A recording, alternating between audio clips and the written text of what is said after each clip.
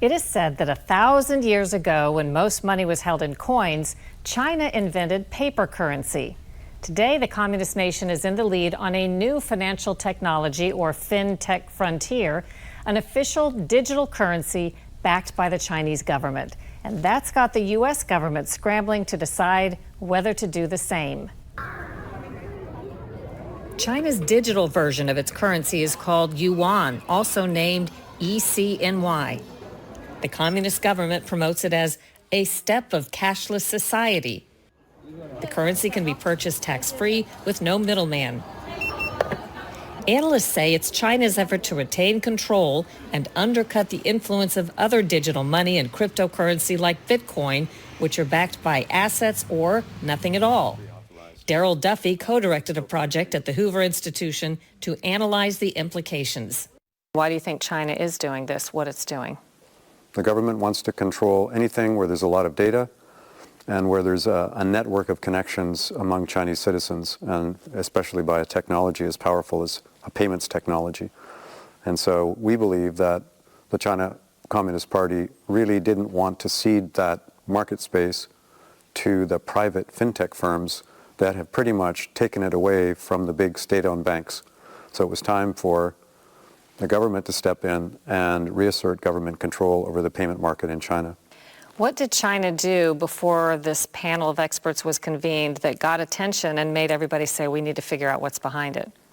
Well, first of all, China was way ahead of the U.S. even before it introduced its central bank digital currency. It had already moved from conventional bank-based payments, like you and I would use with our credit cards, to fintech payments that are processed by firms like Alibaba and Tencent. And those apps had taken over 95% of day-to-day payments by consumers in China. That really got our attention. And then when the central bank said, we're not only ahead of the U.S. in that respect, we're also going to be first out of major countries with an official central bank digital currency, it occurred to us that A, is the United States significantly behind here, and is that a critical issue for the U.S.?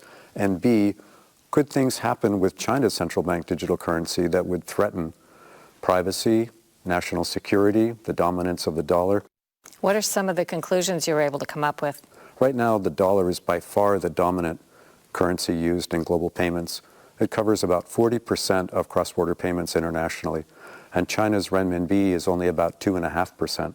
So because of that demand for U.S. Treasury securities based on the dominance of the dollar, the tax bill for U.S. Citizens is lower because the U.S. government can fund its deficits at a lower interest rate, not to mention a big commercial advantage, and also helps U.S. taxpayers lower their tax bill because everybody wants to own the dollar. But maybe with this new digital currency and other innovations that China is introducing, they can creep up on the dollar and erode the dominance of the dollar, which is a matter of great national security interest to the U.S. What recommendations have you made for U.S. policy when it comes to countering whatever China's trying to do? At first, we thought that our report might say, well, the U.S. needs to react by issuing its own central bank digital currency.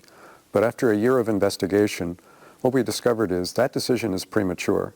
First, the United States needs to investigate the technology, develop the technology to the point that it's clear that it's better than the next best alternative. There are big technology gaps right now. How do you protect privacy? How do you continue to monitor for money laundering? How do you make sure that people that are not in the banking system now, the unbanked, can use this central bank digital currency and access the banking system? All of these technology questions need to be answered before the United States finally decides to deploy a digital dollar. But in the meantime, it should get busy on developing it. That was one of our main conclusions. You can read more in the report issued by Duffy's group at the Hoover Institution. It's called Digital Currencies, the U.S., China, and the World at a Crossroads.